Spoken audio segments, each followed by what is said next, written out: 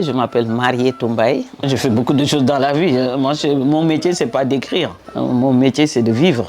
Moi, je suis né dans une famille d'analphabètes, enfin, en français. C'était des érudits.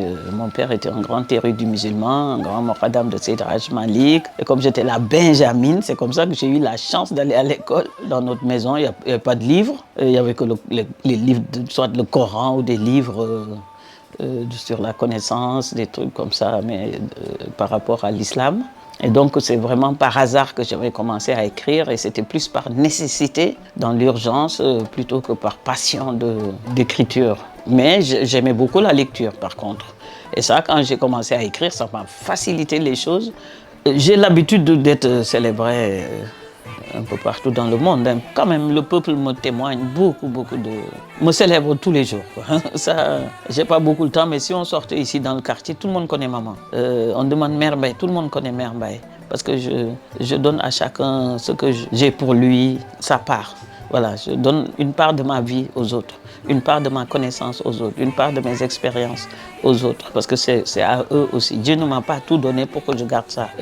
J'en prends, je me sers et le reste, il ne m'a pas donné ça pour moi. Il m'a dit, je te donne ça pour que tu donnes aux autres. Donc je donne beaucoup aux gens et il n'y a pas un jour qui passe où il n'y a pas une ou deux personnes qui vont faire, si je sors, prendre une photo avec moi ou me témoigner son admiration. Donc ça, rien que ça, c'est déjà une célébration au quotidien. Mais que ça soit officiel comme ça c'est encore, bien sûr, plus grandiose. Et donc pour moi, c'est un grand honneur. Tout le monde sait que je défends toujours les jeunes. Si on doit donner des conseils, on doit donner ça aux parents, aux éducateurs. Nous sommes responsables de ces créatures. Si on n'est pas éduqué, on ne peut pas éduquer. Donc on ne peut pas aussi écrire des livres pour se valoriser, alors qu'il faut valoriser les livres afin que le livre puisse intéresser, puisse interpeller les jeunes, afin qu'ils puissent...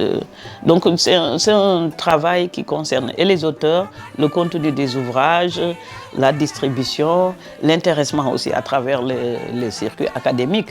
Un enseignant qui ne lit pas, il ne peut pas pousser ses élèves à lire.